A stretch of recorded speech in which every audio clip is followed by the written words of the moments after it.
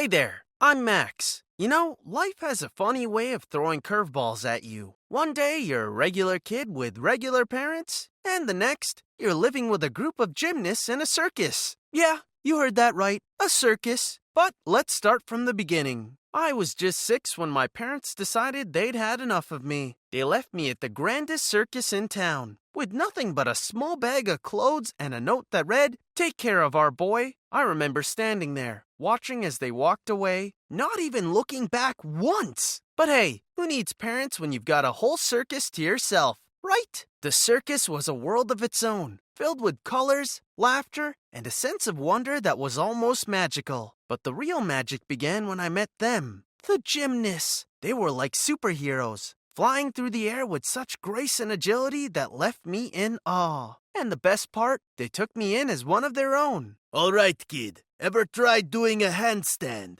asked Bruno, the leader of the group, on my first day. "No, but there's a first time for everything, right?" I replied, trying to sound brave, and that's how my journey began. From learning my first handstand to performing in front of a crowd, the gymnast became my family, the circus my home. But like every home, it had its secrets. One day, while exploring the circus grounds, I stumbled upon a sight that left me stunned. The performers, who seemed so happy and carefree on stage, were living in terrible conditions, exploited by the circus owner for his own gain. It was a harsh reality check, like watching behind the scenes of a glamorous movie. But amidst all the chaos, there was a ray of sunshine. Isabella, the circus owner's daughter. She was beautiful, kind, and had a spirit that was as wild as free as the circus itself. We became fast friends, and soon I found myself falling for her. "You're different, Max," she told me one day. "You see the circus for what it could be, not what it is." And she was right. I wanted to change things, for my family, for Isabella, for the circus. But change, as I would soon find out, comes with a price. But before I dive into that, make sure you're subscribed and have notifications turned on. Because trust me, you won't want to miss what happens next. Alright, where were we? Ah yes, the circus, Isabella, and my newfound determination to bring about change. I started small, trying to improve the living conditions of the performers. I convinced Bruno and the others to stand up for their rights, to demand better from the circus owner. "You're dreaming, Max. The boss won't listen. He never does." "Well, then we'll make him listen," I replied, my voice filled with determination. And so, we started our little rebellion. We refused to perform, demanding better treatment. The circus owner was furious, but we stood our ground. It was like a standoff from a spaghetti western, minus the guns and the dramatic music. In the midst of all this, my relationship with Isabella was growing stronger. We were like two rebels, fighting against the world together. "You're gonna get yourself into trouble, Max," she warned me one day, her eyes filled with concern. "Well, then it's a good thing I have you by my side, isn't it?" I replied, grinning. But just when things were starting to look up, disaster struck. The circus owner found out about my relationship with Isabella. He was furious, and in his rage, he did the unthinkable. He fired me. "You're no longer a part of this circus, Max," he roared, his face red with anger. "And stay away from my daughter." I was devastated. The circus was my home, the gymnasts my family, and Isabella, well, she was my everything. So there I was, kicked out of the only home I'd ever known, separated from the people I'd considered family. But if you think I was about to give up, you don't know me very well. I found myself wandering the streets with no place to go.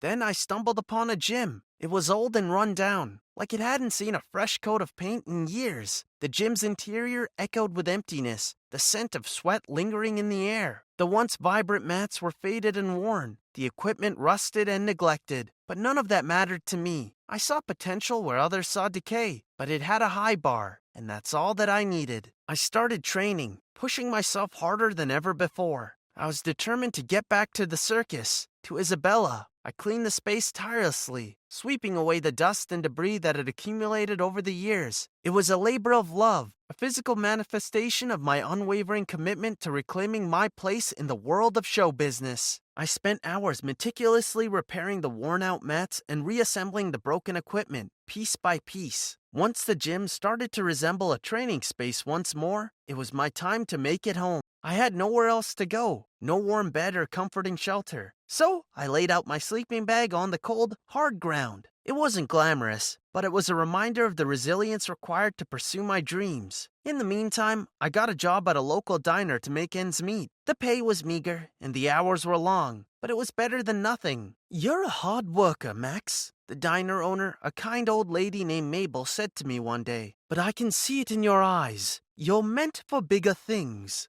And boy, was she right, because one day, while I was flipping burgers and daydreaming about the circus, a customer walked in. And it wasn't just any customer. It was a talent scout from the biggest circus in the country. "You're Max, right?" he asked, his eyes scanning me curiously. "I've heard a lot about you. How would you like to join the big league?" I was speechless. Was this my chance to get back to the circus? To Isabella? "Well, Max, what do you say?" the scout asked, his eyes gleaming with anticipation. I'll do it," I replied. And just like that, I was back in the circus. But this wasn't just any circus. This was the big league, the creme de la creme of the circus world. The performers were the best of the best, and the shows were nothing short of spectacular. But despite the glitz and glamour, I couldn't help but miss my old circus, my family, and most of all, I missed Isabella. One day, while I was practicing my routine, I saw a familiar face in the crowd. My heart skipped a beat. It was Isabella. "Isabella, what are you doing here?" I asked, rushing over to her. I came to see you, Max. I saw you in a poster and snuck out," she replied, her cheeks turning a shade of pink. "I missed you." And just like that, we were back together. It was like a scene straight out of a rom-com, minus the dramatic rain and the cheesy background music. But just when I thought things couldn't get any better, I received a call. It was from the talent scout. "Max, we want you to be the star of the show. Are you up for it?" I was speechless.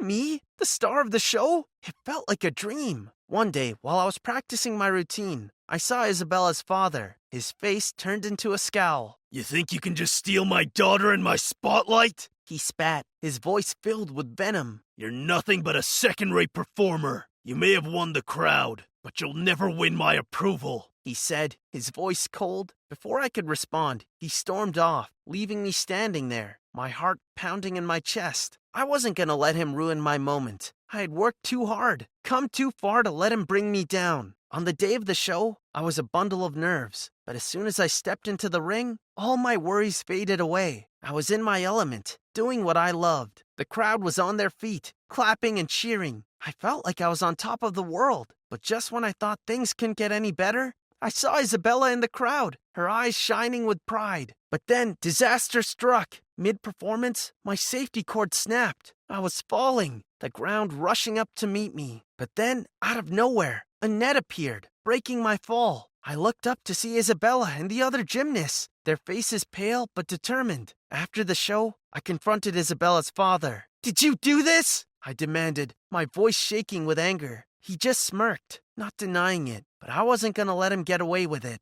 "I don't need your approval. I have Isabella, and that's all that matters." And just like that, I'd stood up to Isabella's father. I'd shown him that I was more than just a second-rate performer. I was a star. But before I wrap up my story, I just want to leave you with a piece of advice. No matter how tough things get, no matter how many people try to bring you down, never stop believing in yourself. Because trust me, you're capable of achieving great things. And that, my friends, is the end of my journey. Or should I say, the beginning of a new chapter.